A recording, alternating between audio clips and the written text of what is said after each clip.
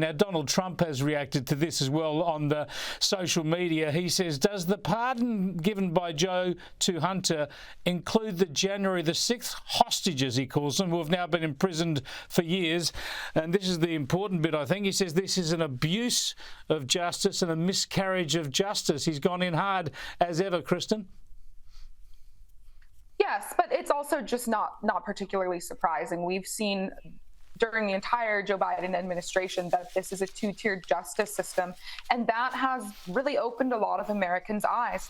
You know, the Democrats used to pretend that they really care about the equality before the law for all Americans, but they have been so flagrant in pursuing a politicized justice system in the last few years that it has woken up so many Americans who used to blindly trust the system.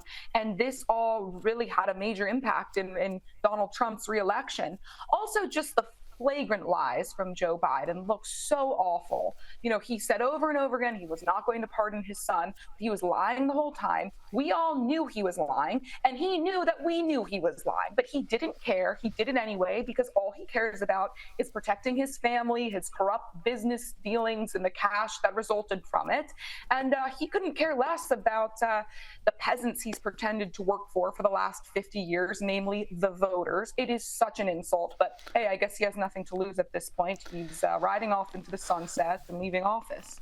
Yeah, it's shocking, as you say. We talked about this yesterday, of course, the fact that he'd said so often there would be no pardon, so he's broken his word. But the other point you referred to is so many Democrats said nobody is above the law, nobody is above the law. It became a mantra. Of course, they were targeting Donald Trump. They were talking about Donald Trump. But it turns out, actually, somebody is above the law, and it happens to be President Joe Biden's son, Hunter. And the president is in Africa now. As he was heading out, he refused to answer any questions about this. Have a look.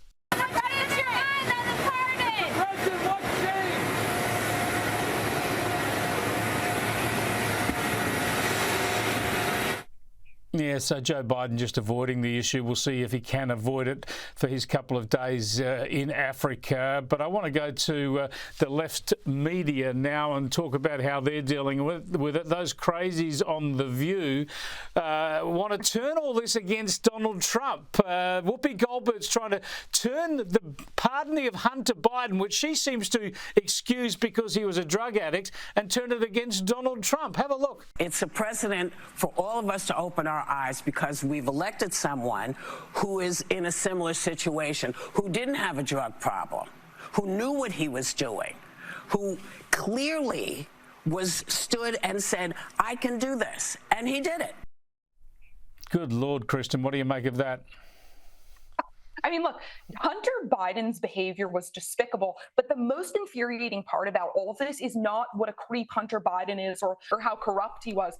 It's the way the media has completely ignored the corruption for years at this point. They have been complicit in this. Remember, when the New York Post broke the story about Hunter Biden's laptop right before the 2020 election, normal people were blocked from sharing that story on social media. If you did try to share the story, you were told you were spreading Russian propaganda.